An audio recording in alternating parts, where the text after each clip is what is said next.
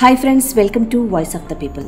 తెలంగాణ రాష్ట్రంలో భూమి లేని వ్యవసాయ కూలీ కుటుంబాలకు, ఉపాధి హామీ కార్మికులకు అమలు చేస్తున్న ఇందిరమ్మ ఆత్మీయ భరోసా పథకం అమలు తీరుపై దళిత, రైతు, వ్యవసాయ కార్మిక సంఘాలు హైదరాబాద్లో ఆగస్టు 18న రౌండ్ టేబుల్ సమావేశం నిర్వహించాయి. కాంగ్రెస్ పార్టీ ఎన్నికల సందర్భంగా ఇచ్చిన హామీకి భిన్నంగా ఈ పథకం అమలు కోసం తెచ్చిన జీవోలో కొన్ని నిబంధనల వల్ల లబ్ధిదారుల సంఖ్య గణనీయంగా పడిపోయిందని సమావేశంలో పాల్గొన్న వక్తలు విమర్శించారు. ముఖ్యంగా ఉపాధి హామీ పథకంలో కనీసం 20 రోజులు పనిచేసి ఉండాలనే నిబంధనల వల్ల కేవలం 5 లక్షల కుటుంబాలు మాత్రమే అర్హత సాధించాయి.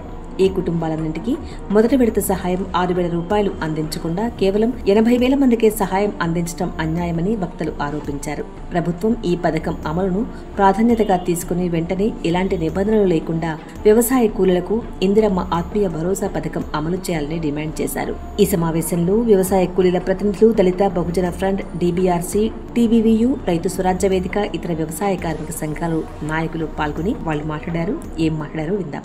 ఎన్ని ఎకరాలు ఇస్తాము అంటే, సరే మీకు అంతగా బడ్జెట్ బాగున్నప్పుడు ఇవ్వండి, కానీ కూలీలకు ఇప్పుడు లెక్కలు తీస్తే అన్న చెప్పినట్లు మొత్తం వీళ్ళు సెలెక్షన్ చేసిన వాళ్ళలో 97% SC, ST, BC మైనార్టీలు ఉన్నారు. 97% భూమి లేని నిరుపేదలను సెలెక్ట్ చేసి మీరు ఇన్నాళ్ళు ఆపడం ఎంత న్యాయం? అది ఒకటి. 15 ఎకరాలకు మించిన వాళ్ళకు కూడా ఇచ్చినారు, కానీ ఈ పేదలకు ఇవ్వడానికి ఇంత తాత్సారం ఒకటి. రెండేంటంటే, అన్న వాళ్ళకు డిమాండ్ లో భాగంగా మీరు మేనిఫెస్టోలో చెప్పినారు కూలీలకు బీమా ఇస్తామని. ఇందాక అక్క 5 లక్షలు అన్నది బీమా గురించే. ఎంత అన్యాయం! ఉత్తరప్రదేశ్, పశ్చిమ బెంగాల్ లాంటి రాష్ట్రాల్లో కూడా కూలీలకు ఏదైనా జరిగితే బీమా తీసుకొస్తున్నారు. అటువంటిది నీవు ఈ కూలీలకు మొన్న ఆగస్టు 14 నాడు రైతులందరికీ ప్రీమియం కట్టావు, సంతోషం. మరి అదే కూలీలకు ప్రీమియం కట్టాలి కదా నువ్వు. ఇప్పుడు నువ్వు 5,19,000 మందిని గుర్తించిన అంటున్నావు, వాళ్ళకు కూడా ప్రీమియం కట్టు. ఈ సంవత్సరంలో ఏదైనా సంవత్సరంలో వాళ్ళకి ఏదైనా జరిగితే అదే 5 లక్షల బీమా వాళ్ళకు వర్తించాలి కదా. ఎంత బాధ! మేము రైతు ఆత్మహత్య కుటుంబాలకు పోయినప్పుడు రగిలిపోతుంటది పాపం బాధితులు. అన్న 30 ఎకరాలు 40 ఎకరాల వాళ్ళకి కూడా ఏదైనా జరిగితే 5 లక్షల బీమా వస్తుంది, కానీ మేము కౌలుకు పట్టిన వాళ్ళం, భూమి జాగలేని వాళ్ళం, మాకు ఏదైనా జరిగితే మా పిల్లలకు, మా భార్యకు ఎట్లా అన్నంత బాధ వాళ్ళకు ఉంటుంది. అది కూడా ఒకటి పరిగణలోకి తీసుకోవాలి. మూడోది ఏంటంటే, ఈ మధ్య చిన్న చిన్న టౌన్లు కూడా ఉపాధి హామీ పని పోతున్నాయి. ఉదాహరణకు మద్దూరు, ఐజా లాంటి చిన్న చిన్న ఊర్లు కూడా ఉపాధి హామీ పని లేకుండా టౌన్లో పని పోతుంది. మరి వాళ్ళ పరిస్థితి ఏంటి? వాళ్ళకేమో ఉపాధి హామీ పని ఉండదు. నువ్వు కూలీలను గుర్తించడానికి కూడా వేరే ఇతర పనులు ఏం చేసుకుంటున్నారు, ఏంటి, వ్యవసాయ కూలికి పోతున్నారా లేదా అని చూడాలి. ఇవన్నీ కూడా పరిగణలోకి తీసుకోవాలి. ఇంకొక విషయం ఏమంటున్నామంటే, ఈ 10 లక్షల మందికి అన్నావు, ఈ సంవత్సరంలోనైనా వాళ్ళందరికీ గుర్తించాలి. ముఖ్యంగా గుర్తింపు ప్రక్రియకు నువ్వు 20 రోజులు అనే క్రైటీరియా కాదు. తర్వాత వీళ్ళందరికీ కూడా మేము ఇంతకుముందు కలిసాము, సీతక్కని కలిసినప్పుడు కూడా వాళ్ళు చెప్తాం అన్నారు. కానీ మీరు చేసిన ఆలస్యానికి ఇప్పుడు ఒక 6,000, మళ్ళీ 6 నెలలకు ఒక 6,000 కాదు, తక్షణం 12,000. ఆల్రెడీ మీ కాడ 5,19,000 మందిని గుర్తించడం లిస్టు కూడా ఉంది. కాబట్టి తాత్సారం చేయకుండా తక్షణం అందరికి 12,000 ఒకే విడతల వేయాలని డిమాండ్. ఇంకోటి ఏంటంటే, మీరు ఒక ఎకరా లోపుండోళ్ళు తెలంగాణలో 24 లక్షల మంది ఉన్నారు. ఏ 5 మందో 10 మందో కాదు. ఉదాహరణకు ఒక 10 గుంటల భూమి ఉన్న వ్యక్తికి రైతు భరోసా 3,000 అందుతుంది. ఆ 10 గుంటల భూమి ఉన్న వ్యక్తి 3,000 అందిందని ఇందిరమ్మ ఆత్మీయ భరోసా ఓటుకోవడం అంటే ఎంత అన్యాయం! నేను 10 గుంటలు చెప్తున్నా, ఇలా 1 గుంట 2 గుంటలు అందరు 24 లక్షల మంది దీనికి అర్హులు కాదు అని నువ్వు ఇన్ని క్రైటీరియాలు పెట్టి 5,19,000 మందికి కటాఫ్ చేయడం చాలా అన్యాయము. బడ్జెట్లనే అన్నట్టు బడ్జెట్లనే నువ్వు 1,200 కోట్లు పెట్టి కూలీల కాడికి, నోటి కాడికి రోజు పని చేస్తే జరిగిన వాళ్ళ కాడికి నువ్వు ఇంత కటాఫ్ పెట్టడం ఎందుకు? వాళ్ళ కానీ నువ్వు బడ్జెట్ మిగిలియాలనుకోవడం ఎందుకు? కాబట్టి ఇవన్నీ పరిగణలోకి తీసుకోవాలి. ఇది కూలీల హక్కు. వాళ్ళు కష్టపడి, నువ్వు 20 రోజులు పని పోయినట్టు నువ్వు పని ఇచ్చేదే తక్కువ, దాంట్లో కూడా 20 రోజులు వాళ్ళు పోయినారు. ఇవన్నీ డిమాండ్లను ఖచ్చితంగా ప్రెజర్ పెంచాలి ప్రభుత్వం మీద. అన్నవా ఇంకొంచెం కార్యాచరణ బలంగానే తీసుకోవాలని అనుకుంటున్నాను. ధన్యవాదాలు. ఆత్మీయ భరోసా అనేది స్కీమ్ ఒకటి కాకుండా ఇప్పుడు మనకి ఇది ఎందుకోసము మనకి రేవంత్ రెడ్డి సార్ పెట్టింది అనేది ఆలోచించదగ్గ విషయం. పేదలందరినీ దృష్టిలో పెట్టుకొని ఈ యొక్క పథకాన్ని అమలు చేస్తామని చెప్తున్నారు, కానీ పేదలకు ఎవరికి ఇది అందలేదు ఇంతవరకు అయింది. మా జోగులాంబ గద్వాల్ డిస్ట్రిక్ట్ లో మంతకల్ మండలంలో 250 మంది భూమి లేని కుటుంబాలు ఉన్నాయి. అందులో 20 రోజులు ఎవరైతే 100 రోజుల పనికి వెళ్తారో వాళ్ళకి మాత్రమే ఇది ఇస్తాము అని చెప్పిండు. అంతకన్నా ఎక్కువ రోజులు పనికి పోయిన వాళ్ళకు కూడా ఇస్తామని చెప్పిండు. కానీ ఇంతవరకు ఉపాధి హామీ పనికి పోయిన వాళ్ళకి రాలేదు, ఉపాధి హామీ పనికి పోని వాళ్ళకి రాలేదు. ఎందుకోసమని వాళ్ళకి ఇవ్వట్లేదు? భూమి లేని పేదవాళ్ళు చాలా మంది మండలాల చుట్టూ తిరగడం జరుగుతుంది. మాకు భూమి లేదు, 12,000 రావట్లేదు అని చాలా మంది చెప్తున్నారు. కానీ వాళ్ళ ప్రభుత్వం ఎందుకు గుర్తించట్లేదు అనేది ఒకటి. మహిళలకి ముఖ్యంగా 2,500 రూపాయలు ఇస్తామన్నారు. కానీ ఇంతవరకు అది అమల్లోకి రాలేదు. బస్ సౌకర్యం కల్పించింది మహిళలకు. అది ఎవరికి ఉపయోగపడుతుంది? పేదవాళ్ళకు ఉపయోగపడుతుందా? వాళ్ళు రోజు చేండ్ల పని పోయి వచ్చేవాళ్ళు, వాళ్ళకి ఉపయోగపడుతుందా? ఏదో గవర్నమెంట్ జాబ్ చేసే వాళ్ళకి మాత్రం ఉపయోగపడుతుంది. పేదలకి ఏం న్యాయం చేసినట్టు, మహిళలకి ఏ విధంగా న్యాయం చేసినట్టు రేవంత్ రెడ్డి సార్ గారు. ముఖ్యంగా రేవంత్ రెడ్డి సార్ గారు గమనించాల్సినది ఒకటి ఉంది. రైతులకి రైతు భరోసా ఏ విధంగా అయితే ఇస్తున్నారో ఆత్మీయ భరోసా కూడా భూమి లేని ప్రతి ఒక్కరికి అందజేయాలి అనేది మా ముఖ్య ఉద్దేశం. ఈ పేద ప్రజలకు ఎట్లాంటి ఆధారం లేదు. వాళ్ళు చేస్తే రెక్కాడే కానీ విడొక్కాడనే పరిస్థితిలో ఉన్న వాళ్ళని కూడా మొత్తం పట్టించుకోకపోతే ప్రభుత్వం పూర్తిగా అన్యాయం చేసిన వాళ్ళమే అవుతాము. ఇప్పుడు పెద్దలు చెప్పినట్టుగా అభివృద్ధిలో భాగంగా వ్యవసాయ రంగంలో అభివృద్ధిలో భాగంగా వాళ్ళ కూలీలో కూడా ఒక భాగము. వాళ్ళని పూర్తిగా మర్చిపోతే ఎట్లాంటి 100% మనము అమలు చేసిన వాళ్ళం కాకపోతాం అనేది వాళ్ళకు ప్రభుత్వం అనేది ఒకసారి గుర్తించాలని, ఈ ఇందిరమ్మ ఆత్మీయ భరోసా అనేది తొందరగా అమలు చేయాలని కోరుకుంటున్నాం. ఈ అవకాశం ఇచ్చినందుకు ధన్యవాదాలు.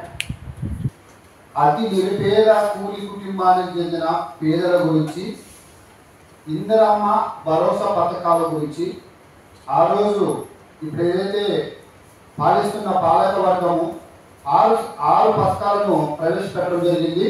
ఆ 6 పథకాల్లో ముఖ్యంగా గ్రామీణ ఉపాధి హామీ పథకము చట్టమును మనము ప్రజా సంఘాలు ఎన్నో సంవత్సరాలుగా పోరాటం చేసి 90 గంటలు పార్లమెంట్లో చర్చించి దాన్ని గ్రామీణ ఉపాధి పథకం సాధిస్తున్నాము. అదేవిధంగా కూడా ఈ ప్రజా సంఘాలు ప్రతి ఒక్కరు మనము మన పెద్దలు చెప్పిన తారీఖు లోపు ప్రజా సంఘాలు ప్రతి ఒక్కరి జిల్లా కార్యాలయంలోనూ, మండలం ఎంఆర్ఓ కార్యాలయంలోనూ, ప్రతి ఎంఆర్ శాసనసభ్యులు ప్రతి ఒక్కరికి మన కూలీల ఆవేదన, ప్రభుత్వం ఇచ్చిన హామీని తుంగలో తొక్కిన విషయము, వాస్తవంగా చెప్పాలంటే కొండంతా చూపి చిటికడంతా చెట్లేసినట్లుగా చూపడము, వాళ్ళు లెక్క ప్రకారమే 5 లక్షల మందిని వాళ్ళు సర్వ ప్రకారం చేసిన దాని ప్రకారంగానే ఇవ్వకుండా, మరియు అదే పేదలు దరఖాస్తు చేసుకో 2 లక్షల మంది కూడా చేసుకున్నారు. మొత్తం ఎంత అవుతారు?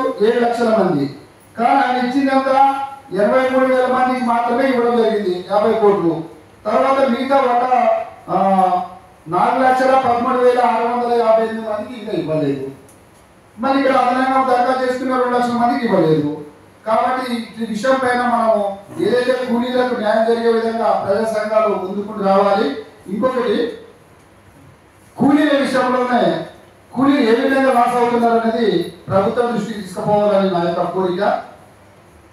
కూలీలకు ప్రభుత్వం ఈ విధంగా అన్యాయం చేస్తుంది. గ్రామీణ ఉపాధి హామీ పథకంలో కనీసం 20 రోజులు పనిచేస్తే వారికి 12,000 రూపాయలు వేస్తా, ఆ వారికి కూడా భూమి లేని వాళ్ళని చెప్పడం జరిగింది. ఇది బాగుంది. కానీ అదే వాళ్లకు జాబ్ కార్డులో 3 ఉంటారు స్త్రీలు, వాళ్ళు వేరే కుటుంబాలు ఎప్పుడో తయారైన జాబ్ కార్డును, అది మీ ప్రభుత్వం వాళ్ళు ఇచ్చిన వేరే జాబ్ కార్డులో ఒకరు మాత్రమే పరిగణన తీసుకుంటారు. ఆ రేషన్ కార్డులో 3 ఆర్డర్లు ఉంటేనేమో ఒకరే అంటారు.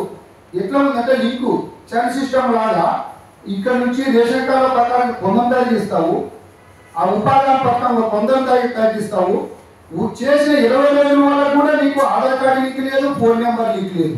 నీకు అక్కడ కూడా 12,000 తక్కువ. ఆమె బిలో పార్టీ దారిద్ర రేఖ దిగువన ఉన్నది, పూడి గుడిసె ఉన్నది, రేకుల గుడిసె, అది కూడా గవర్నమెంట్ మీరు ఇచ్చిన దాని స్థలంలో వేసుకున్న వాళ్ళని కూడా గుర్తించి వాళ్ళకి ఆరోగ్యం కూడా కోత పోయడం జరుగుతుంది.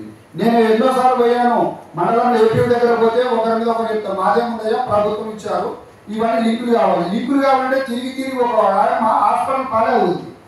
యాదమ్మ అనే వ్యక్తి చిన్న పుట్ట అన్నప్పుడు పరిస్థితి ఏమైపోయింది, ఆమెకు ఈ 12,000 వస్తే నేను నా కోడాలు ఏర్పాటైనా కనీసం నా 12,000 వస్తే నా కొడుకు కూడా చూడకపోయినా కానీ 12,000తో పడతాయి కదా అని ఆమె ఎన్నడూ 50 రోజులు పనిచేసినారు ఒక జాబ్ కార్డు మీద, మరి రాలేదు. మరి ఆమె చూస్తావా ఏం ఆధార్ కార్డు నీకు, ఓన్లీ ఆధార్ కార్డు నీకు, ఆధార్ కార్డు నీకు అంటే చేసుకోవడానికి శక్తి కూడా కాకపోయిన పరిస్థితుల్లో వాళ్ళు ఉన్నారు. మరి ఇలాంటి పరిస్థితుల్లో మళ్ళీ ఇప్పుడు అనుగుణంగా ప్రకృతి కూడా మనకు ఈరోజు వర్షం వస్తుంది.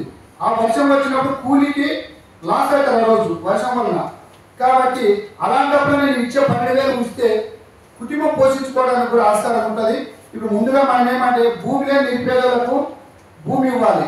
నీవు మహబూబ్ నగర్ జిల్లా నుంచే మీరు ఎన్నికైనారు, మహబూబ్ నగర్ రైతు బిడ్డ అని చెప్తున్నారు. అతి దారుణమైన ఉమ్మడి మహబూబ్ నగర్ జిల్లాలో వేలాది ఎకరాల గవర్నమెంట్ భూమి ఉన్నది రికార్డు పరంగా.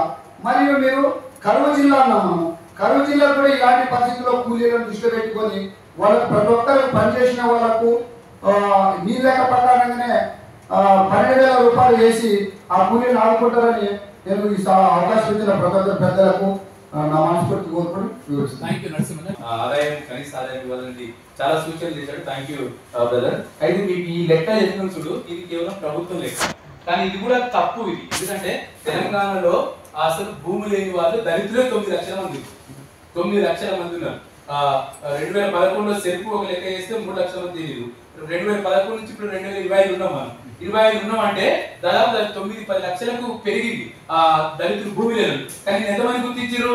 136,113 మంది మాత్రమే గుర్తించారు. ఇచ్చిన ఎంతమందికి 24,000 మంది మాత్రమే ఇచ్చారు. అంటే ఈ లెక్క ఎందుకు మేము చెప్పినామంటే నువ్వే గుర్తుపట్టు ఇంతమందిని, కనీసం 1,00,000 మందిని కూడా నువ్వే లేదు అని చెప్పడానికి. కానీ ఇది మరింత ఎక్కువ, తెలంగాణలో భూమి లేని వారి సంఖ్య మరింత పెరిగే అవకాశం ఉంది. ఇది కూడా మీరు గుర్తించాలని చెప్తూ మేము ఒకటే చెప్తున్నాం ప్రభుత్వానికి, ఈ ఉమ్మడి సంఘాల ద్వారా మీరు కనుక ఇది అమలు చేయకపోతే ఈ నెలలో వచ్చే నెలలో అసెంబ్లీ సమావేశాలు కూడా నిర్వహిస్తామని చెప్పి మన పత్రికలో రిపోర్ట్ అయింది.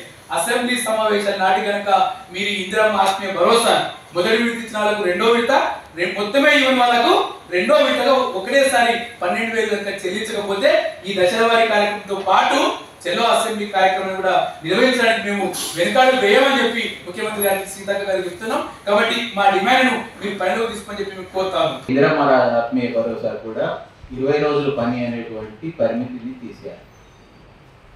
ఒక ప్రాతిపదికగా ఉపాధి హామీ పథకాన్ని పెట్టుకున్నప్పటికీ ఆ సీజన్లో ఒకరోజు అటెండ్ అయిన పనికి జాబ్ కార్డు మీద వాళ్ళందరినీ ఈ పథకం పరిధిలోకి తీసుకురావాలి. ఎందుకంటే వాళ్ళకి ఇచ్చేదే 12,000 ఎకరాల దగ్గర ఏం కాదు, అది కూడా 2 విడతలుగా ఇస్తున్నటువంటి మొత్తాలు కనుక తప్పకుండా ఒక్కరోజు పని చేసిన అనేటువంటిది పెట్టుకోవాలి. ఎట్లాగూ భూమి ఉన్న వాళ్ళకి ఇవ్వట్లేదు. రెండవది ఏంటంటే 24 లక్షల మంది సుమారుగా 1 ఎకరం లోపు ఉన్నవాళ్ళు కనుక వాళ్ళందరికీ అతి తక్కువ రైతు భరోసా వస్తున్నారు కనుక అందరికీ కనీసం 12,000 వచ్చే విధంగా ఇందిరమ్మ ఆత్మీయ భరోసానే వర్తింపజేయాలనేది గట్టిగా మాట్లాడాల్సిన అవసరం ఉంది. ఎందుకంటే మామూలుగా వ్యవసాయ గణాంకాల్లో ఒక పదాన్ని వాడతారు, భూమి లేని కూలీలు ఒక పదం అయితే ల్యాండ్లెస్ పూల్ అనేటువంటిది 1 ఎకరం లోపు ఉన్న వాళ్ళని నియర్ టు ల్యాండ్లెస్ అని వాడతారు. ఆ క్రైటీరియా పెట్టారు ప్రత్యేకంగా. 1 ఎకరం లోపు ఉన్న వాళ్ళని భూమి లేని వాళ్ళ కిందనే పరిగణిస్తారు. ఈ పథకానికి కూడా దాన్ని ప్రాతిపదికగా పెట్టుకొని 12,000 రూపాయలు తప్పకుండా ఇవ్వాలనేది మనం అడగాల్సినటువంటి అవసరం ఉంది. మూడవది అన్నిటికంటే ముఖ్యమైనది ఏంటంటే రైతు భరోసా విషయంలో కూడా, రైతు బీమా విషయంలో కూడా 2 సీజన్లు గడిచిపోయినాయి, ఈ సీజన్లో కూడా వేయలేదు. కాబట్టి తప్పకుండా ఏదో ఒక సందర్భాన్ని పెట్టుకొని రేపు జ్యోతిబా పూలే ఈ సందర్భాలు వస్తున్నాయి, కొంత అంబేద్కర్ జయంతి పూర్తయినా ఆగస్టు 15 ఈ వేయలేకపోయారు కనుక ఒక సందర్భాన్ని పెట్టుకొని ఈ సంవత్సరం ఒక క్రైటీరియాగా తప్పకుండా వ్యవసాయ కూలీల్ని రైతు బీమా పరిధిలోకి తీసుకురావడానికి ఒక ప్రయత్నం చేయాలి అనేది మనం అడగాలి. ఎందుకంటే మొన్ననే బయటపడినటువంటి లెక్కల్లో, రైతు భరోసా లెక్కల్లో మొత్తంగా వ్యవసాయంలో భూమి లేనటువంటి పేదలు 50% ఉన్నారు ఇప్పుడు గ్రామాల్లో, తెలంగాణ గ్రామాల్లో. అది ఏ వృత్తులు చేసుకున్నా ఇంకోటి చేసుకున్నా 50% మందికి సెంటు భూమి కూడా లేదు. కాబట్టి మొత్తంగా మీరు 10 ఎకరాల పైన వాళ్ళని చూసుకుంటే వాళ్ళ దగ్గర ఉన్న భూమి చాలా లక్షల ఎకరాలు, దాదాపు 8 లక్షల ఎకరాలు ఉంది. వాళ్ళకే దాదాపు 800 కోట్లు వేశారు. ఆత్మీయ భరోసాకి 25,000 లక్షల కుటుంబాలకు వేసినా అని డబ్బులు. అందుకని మనం చాలా స్పష్టంగానే పేదలకు ఇచ్చేటువంటి నిధుల విషయంలో, పేదలకు కేటాయించేటువంటి నిధుల విషయంలో, మీటింగ్ చేసేటప్పుడు ప్రాధాన్యతల విషయంలో ఈ ప్రభుత్వానికి సోయి లేదు. అందుకని మనం దాన్ని గుర్తించి చేయడానికి ఐక్యంగా పోరాడాల్సినటువంటి అవసరం ఉందని నేను చెప్తూ ఈ ఉద్యమంలో రైతు స్వరాజ్య వేదిక కూడా భాగస్వామిగా ఉందని తెలియజేస్తాను.